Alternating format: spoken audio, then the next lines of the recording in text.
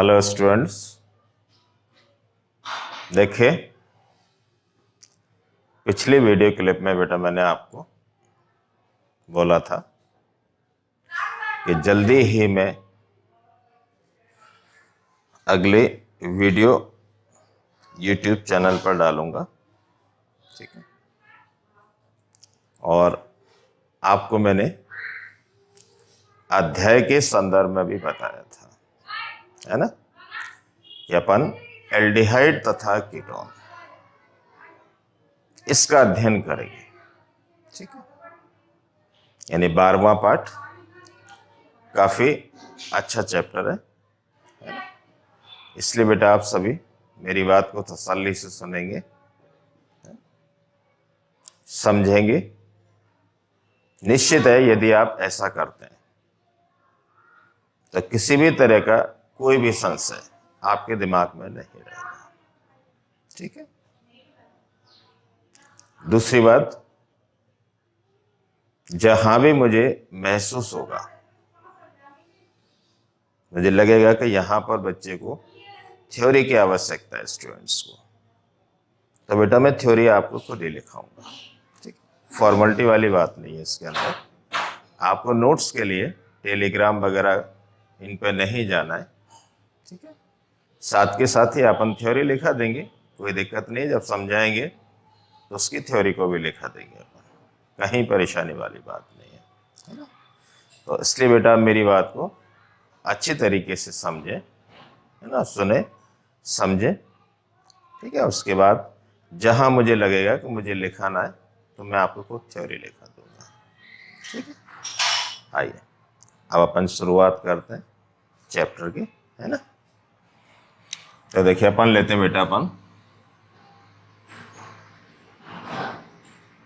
Oxygen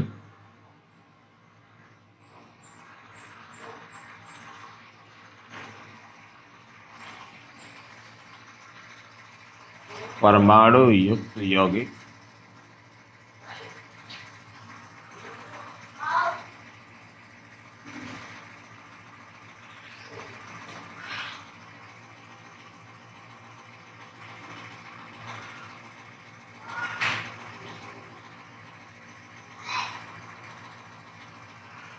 क्रियात्मक समूह second.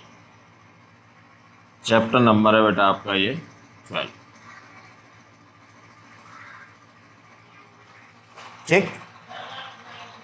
यानी 12वां पार्ट अपन कह सकते हैं। इसमें ध्यान रखिए अपन दो टॉपिक्स का अध्ययन करते हैं, एक तो एल्डिहाइड तथा कीटोन, इस टॉपिक का अध्ययन करेंगे। और दूसरा टॉपिक आएगा बेटा इसके अंदर कार्बोक्सिलिक अम्ल, ठीक है। इन दो टॉपिक्स का अध्ययन किया जाता है, एक तो एल्डिहाइड तथा कीटोन और दूसरा आपका कार्बोक्सिलिक अम्ल, ठीक है। तो इसमें देखिए अपन पहले टॉपिक को लेते हैं एल्डिहाइड तथा कीटोन को, ठीक है। बोर्ड पर ध्यान दें अच्छी तरीके से आप, है ना, और समझने के पूरे प्रयास करें। तो इसमें देखिए पहला टॉपिक लेते हैं बेटा अपन एल्डिहाइड तथा कीटोन।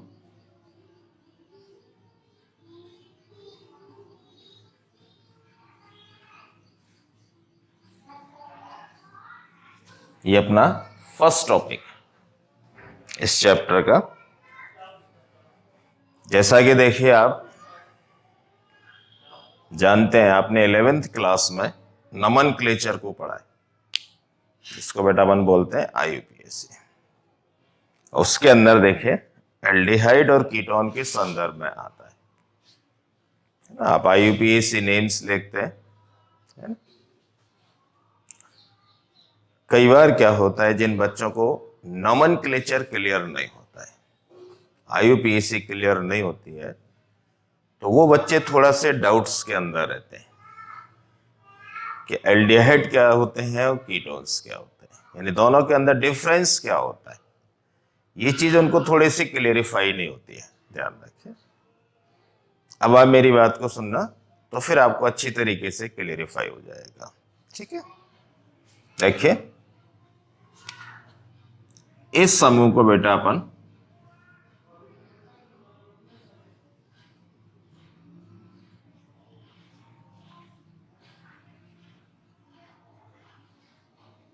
कार्बोनिल समूह के नाम से जानते हैं। ठीक, यानी अगर देखें इस समूह पर यदि आप गौर करें तो उसमें देखिए कार्बन परमाणु है आपका, वो एक द्वितीय आबंध के द्वारा सीधा ऑक्सीजन परमाणु के साथ जुड़ा हुआ है। ठीक है, और इस कार्बन पर देखिए बेटा आपकी दो फ्री वैलेंसीज हैं, जिनको कि बेटा आप मुक्त संयोजकता का नाम देते हैं। ठीक है, इस समूह को अपन कार्बोनिल समूह के नाम से जानते हैं। ठीक है, सपोज मान के चलिए कि यदि अपन इस समूह की एक वैलेंसी पर यानी कि एक संयोजकता पर हाइड्रोजन परमाणु को जोड़ दें, तो इस कंडीशन में ये यौगिक आपका एल्डिहाइड कहलाएगा। ध्यान रखो,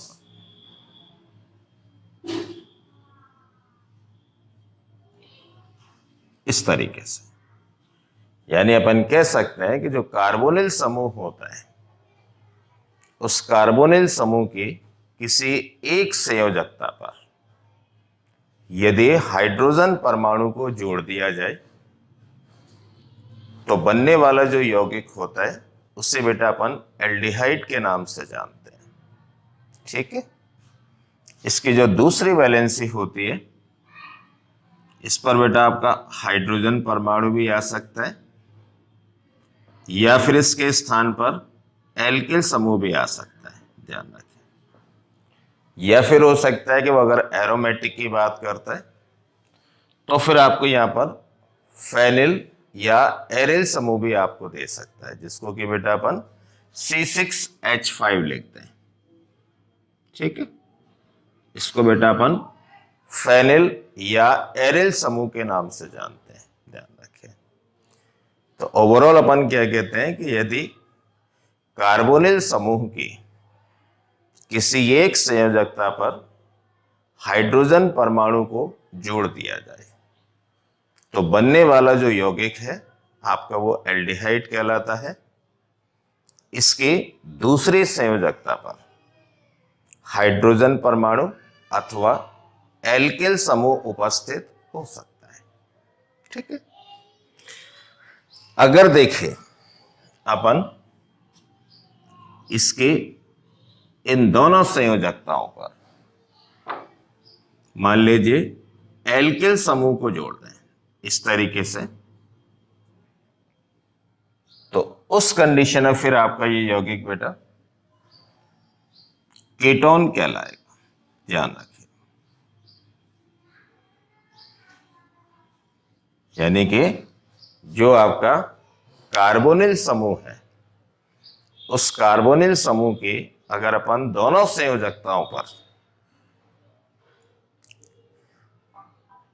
संयोजकताओं पर एल्किल समूह को जोड़ दें तो उस कंडीशन में जो बनने वाला यौगिक है आपका वो बेटा कीटोन के नाम से जाना जाता है।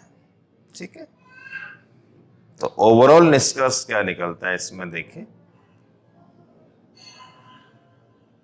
कि जब तक आप कार्बोनिल समूह की किसी एक संयोजकता पर हाइड्रोजन परमाणु को नहीं जोड़ते हैं तब तक वह यौगिक आपका एल्डिहाइड नहीं कहलाएगा। ध्यान रखें इस चीज को, किसी भी एक वैलेंसी पर हाइड्रोजन परमाणु का उपस्थित होना अनिवार्य है। ध्यान रखिए, उसी कंडीशन में अपन उस यौगिक को एल्डिहाइड का नाम देते हैं। ध्यान रखें, ठीक है, और जो दूसरी वैलेंसी है उस दूसरी वैलेंसी पर हाइड्रोजन भी हो सकता है या हाइड्रोजन के स्थान पर एल्किल समूह भी उपस्थित हो सकता है।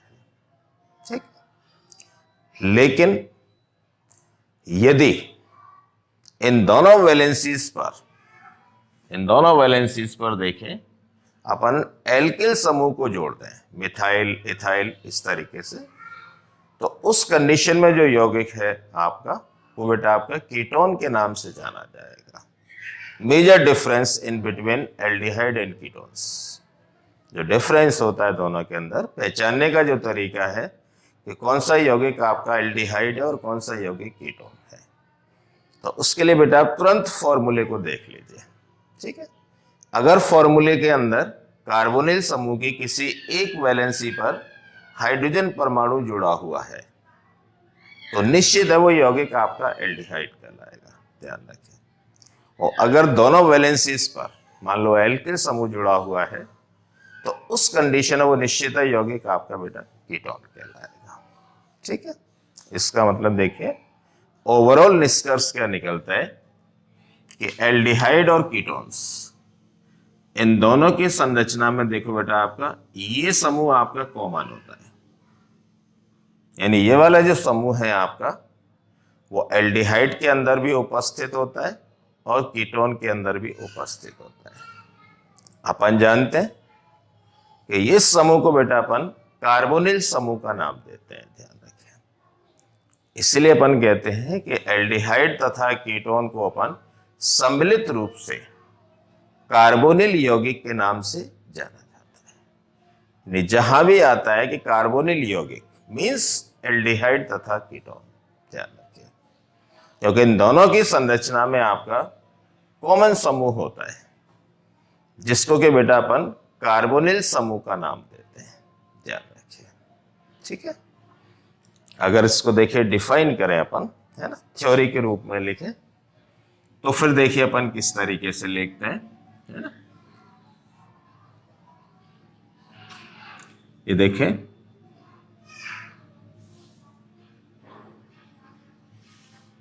कार्बोनिल यौगिक, ठीक,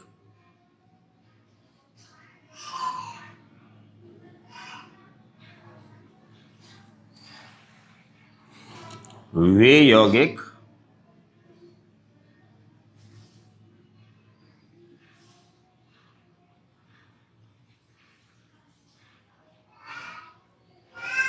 जिनके संरचना में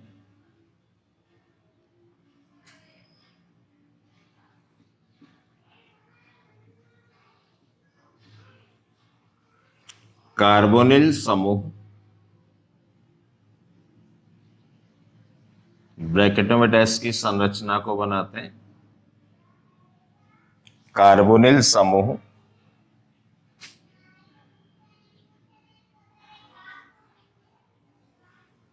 उपस्थित होता है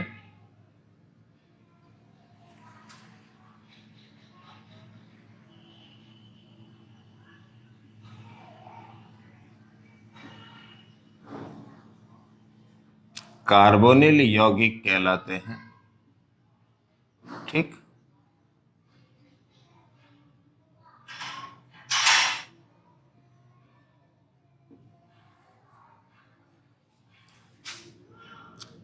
इनका सामान्य सूत्र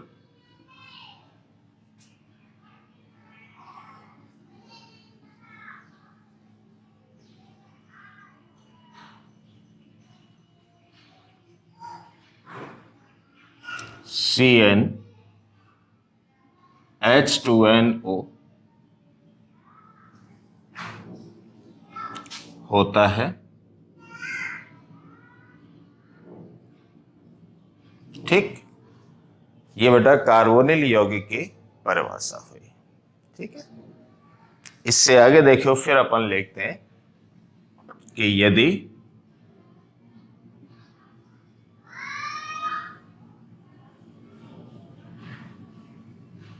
कार्बोनिल समूह की, यदि कार्बोनिल समूह की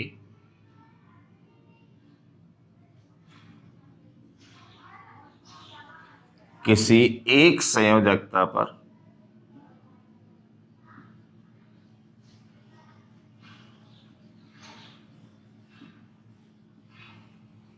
हाइड्रोजन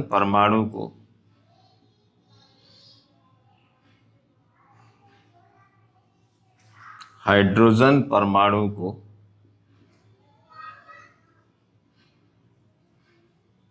जोड़ दिया जाए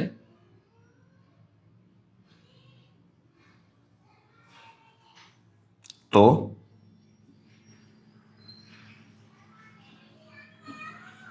बनने वाला यौगिक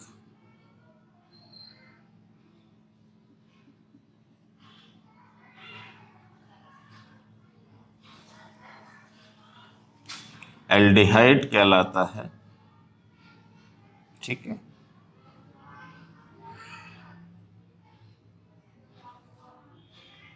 एल्डिहाइड कहलाता है।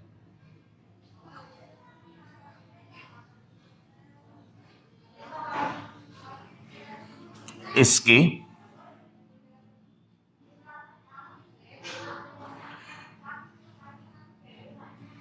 दूसरी संयोजकता पर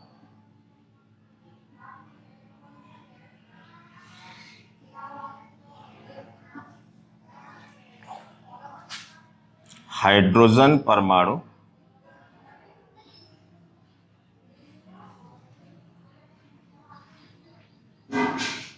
अथवा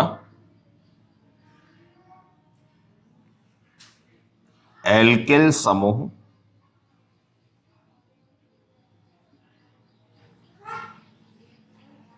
उपस्थित हो सकता है।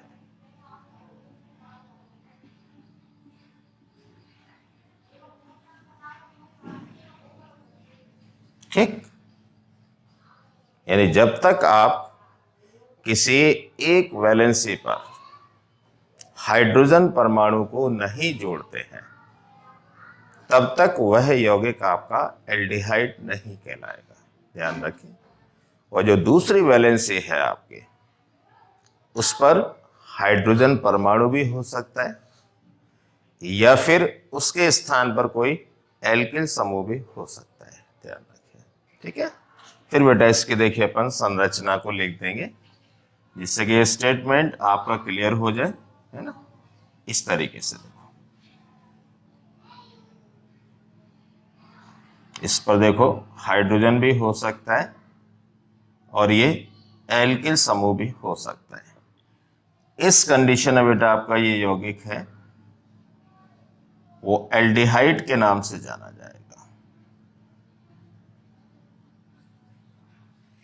ठीक है, इस स्थिति में इस यौगिक को बेटा अपन एल्डिहाइड का नाम देंगे। ध्यान रखिए, है ना। जैसा कि देखो स्ट्रक्चर से ही आपका क्लियर है, ये आपका कार्बोनिल समूह। ठीक है, इस पर देखिए बेटा आपकी कार्बन पर 2 फ्री वैलेंसीज हैं, है ना।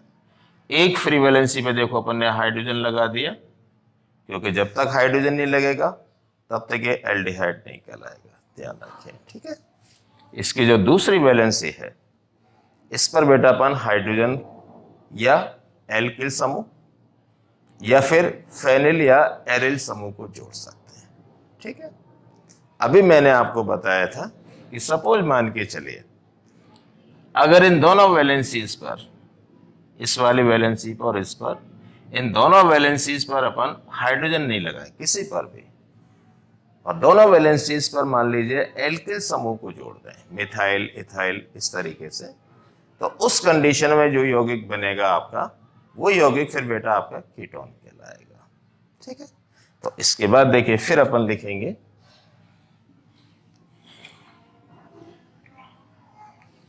इसके बाद देखिए फिर लिखेंगे इसमें इसके विपरीत, पैराग्राफ चेंज करके लिखेंगे इसमें इसके विपरीत यदि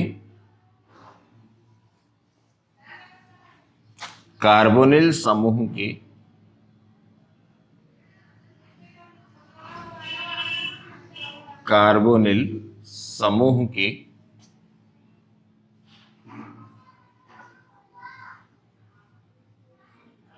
दोनों संयोजकताओं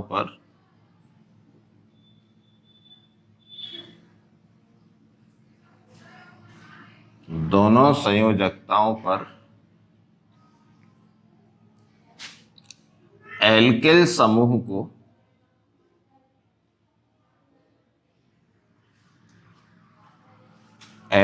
समूह को जोड़ दिया जाए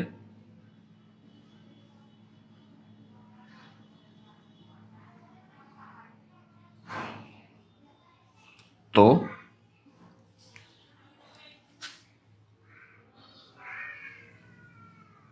बनने वाला यौगिक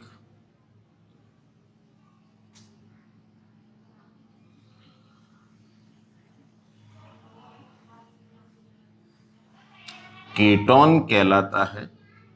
ठीक, फिर इसके बेटा अपन स्ट्रक्चर को लिखेंगे कि आपका कार्बोनिल समूह, और इसके बेटा अपन दोनों वैलेंसीज पर इस तरीके से एल्किल समूह को जोड़ेंगे, और इस स्थिति में बेटा इसको अपन नाम देंगे कीटोन। ठीक है, अब चूंकि अपन जानते हैं कि एल्डिहाइड और कीटोन्स इन दोनों की संरचना में कार्बोनिल समूह आपका कॉमन होता है, यानी दोनों की संरचना में ही कार्बोनिल समूह उपस्थित होता है। इसीलिए अपन एल्डिहाइड तथा कीटोन को सम्मिलित रूप से कार्बोनिल यौगिक के नाम से जानते हैं। ठीक है, तो उपरोक्त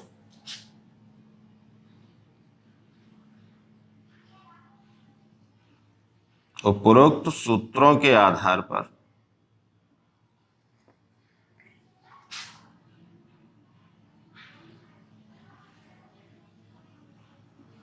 यह निष्कर्ष निकलता है कि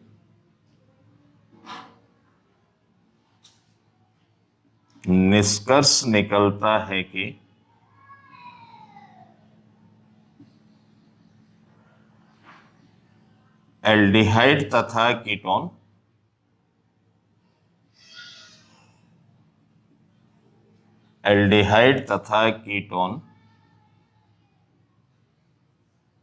दोनों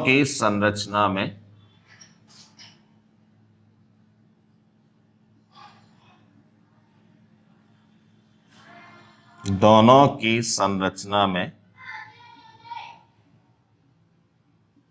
कार्बोनिल समूह उपस्थित होता है।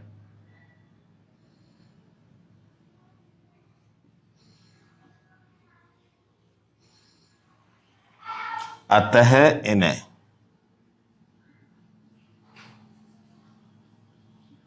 सम्मिलित रूप से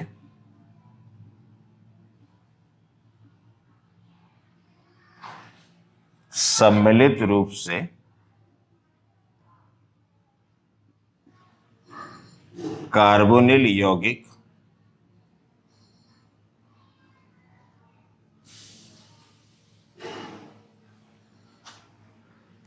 कहा जाता है।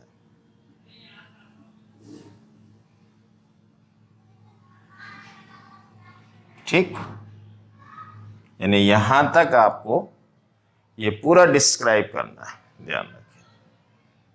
यानी इस तरीके का आप लिखिए इजी गोइंग, कि सामने वाला आपके अलावा कोई दूसरा पर्सन भी अगर उसको पढ़ता है तो उसकी थ्योरी को पढ़ करके और फॉर्मूले को देख करके वो खुद ये समझ जाए कि इसने क्या लिखा है। ध्यान रखिए, जबरदस्ती उसको माथापच्ची करने की आवश्यकता नहीं पड़ी। ध्यान रखिए, है ना। भाषा शैली का विशेष रूप से ध्यान रखना है, साइंटिफिक होनी चाहिए, है ना। आम भाषा का अपन यूज नहीं करेंगे, ध्यान रखिए। अब इसमें देखें आपका जो क्रॉस क्वेश्चन बनता है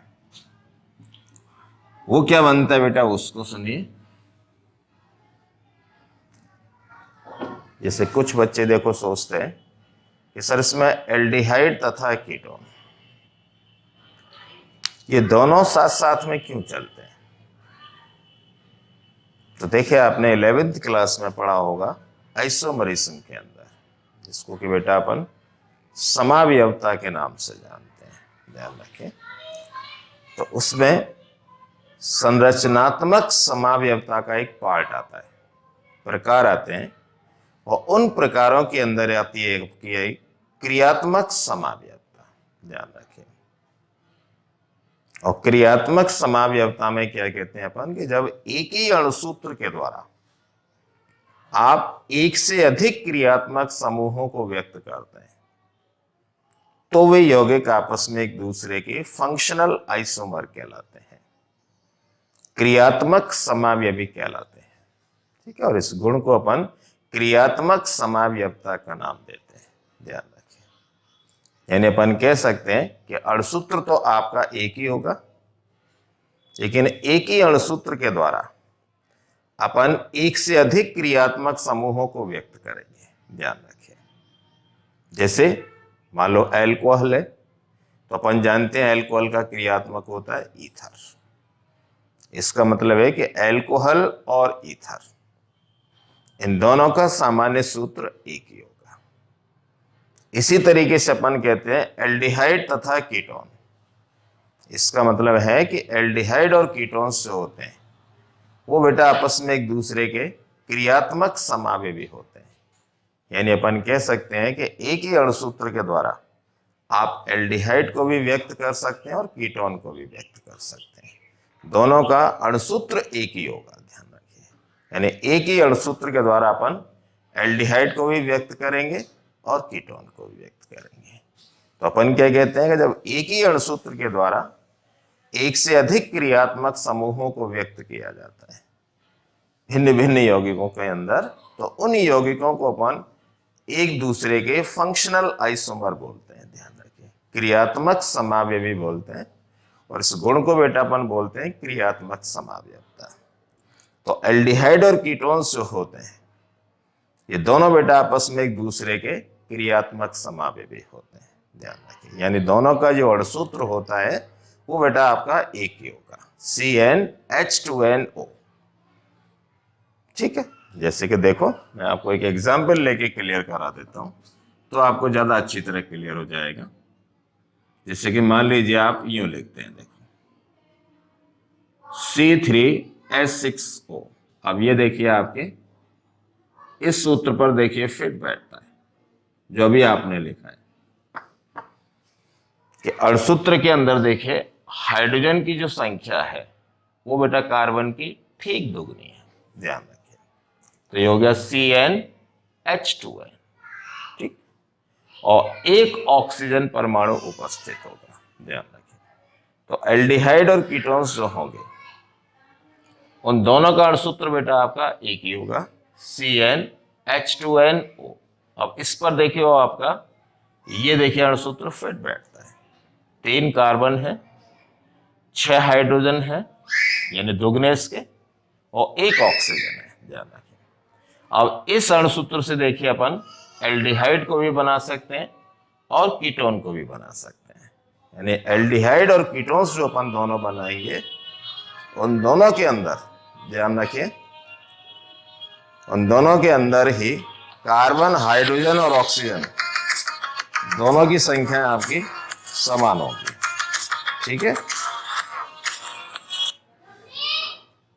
उन दोनों की संख्या आपकी समान होगी, इस चीज को ध्यान रखिए। ठीक है। अब इसका देखो मैं एग्जांपल लेके बताता हूं आपको। जैसे कि मान लीजिए अपन इससे एल्डिहाइड को बनाए, तो देखो 3 कार्बन है। ठीक है। और 3 कार्बन का अगर अपन एल्डिहाइड बनाते हैं तो ये आएगा बेटा देखो आपका इस तरीके से। ये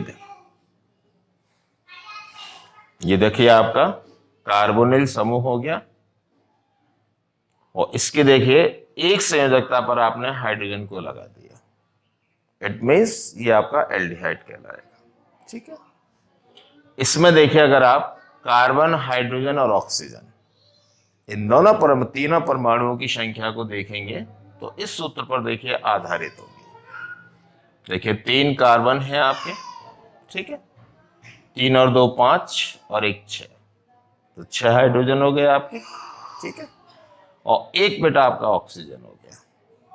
तो देखो C3H6O, ये अणुसूत्र के द्वारा देखो अपन एल्डिहाइड को बनाते हैं, तो ये आपका एल्डिहाइड बन जाएगा। और इसी से देखो अपन कीटोन को भी बना सकते हैं। तो कीटोन की देखिए अगर अपन संरचना लिखें तो ये देखो कार्बोनिल समूह, और इसकी बेटा दोनों वैलेंसी पर अपन एल्किल समूह को जोड़ दें इस तरीके से। तो ये देखो बेटा आपका कीटोन हो गया। अब इन दोनों में ही देखो आप, ये तो एल्डिहाइड है, 3 कार्बन 6 हाइड्रोजन 1 ऑक्सीजन। इसमें अगर अपन देखें तो ये देखो आपका कीटोन है, 3 कार्बन, ठीक, 6 हाइड्रोजन और ये देखो 1 ऑक्सीजन। इसका मतलब देखें अणुसूत्र तो आपका एक ही है, C3H6O। इसके द्वारा देखो अपन ने एल्डिहाइड को भी बना दिया और ये देखिए अपन ने कीटोन को भी बना दिया। इसलिए अपन कहते हैं कि एल्डिहाइड और कीटोन्स जो होते हैं वो बेटा आपस में एक दूसरे के क्रियात्मक समावेशी कहलाते हैं, क्योंकि इन दोनों को अपन एक ही अणुसूत्र के द्वारा व्यक्त कर सकते हैं। ध्यान रखिए, यानी एक ही अणुसूत्र के द्वारा एल्डिहाइड को भी बनाया जा सकता है और कीटोन को भी बनाया जा सकता है। ठीक है, ये आपके 12th लेवल की बात है। आगे जब आप कंपटीशन की बात करते हैं मेडिकल इंजीनियरिंग लाइन के अंदर, तो फिर आपको ध्यान रखना है कि इसके साथ में बेटा एक और क्रियात्मक समावेशी भी आ जाता है, यानी एल्डिहाइड के 2 क्रियात्मक समावेशी बन जाते हैं। ध्यान रखिए, एक तो कीटोन होता है और दूसरा बेटा इसके साथ साथ होता है आपका एल्कीनॉल।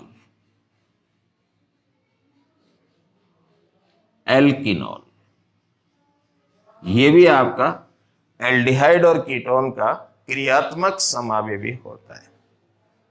एल्कीनॉल का मतलब है एल्कीन प्लस ऑल। आप जानते हैं एल्कीन क्या होती है, जिनकी संरचना में एक द्विबंध उपस्थित होता है, प्लस ऑल। ऑल किसके लिए लगाते हैं अपन? एल्कोहल समूह के लिए, OH। OH समूह को आप जोड़ दें, एक डबल बॉन्ड को लगा दें, तो वो संरचना आपकी एल्कीनॉल कहलाएगी। ध्यान रखिए, और एल्कीनॉल जो होता है आपका वो एल्डिहाइड और कीटोन का क्रियात्मक समावेशी होता है।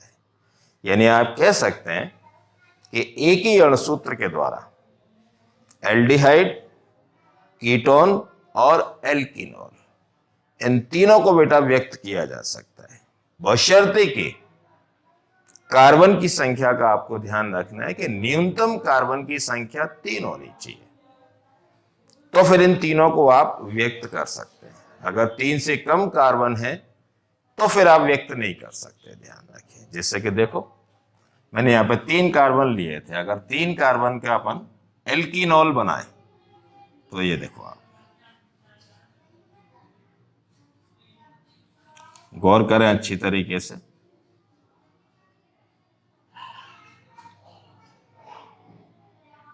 ये देखो अच्छी तरीके से आप बोर्ड पर देखो, ध्यान दो। 3 कार्बन, हाइड्रोजन काउंट करें, 3 और 2 5 और 1 6। तो देखो 3 कार्बन हो गए आपके, ठीक है, 6 आपके हाइड्रोजन हो गए और 1 देखो ऑक्सीजन हो गया। तो देखो C3H6O, इस अणुसूत्र के द्वारा देखो अपन ने एल्डिहाइड को भी बनाया, कीटोन को भी बनाया और देखिए एल्कीनॉल को भी बनाया।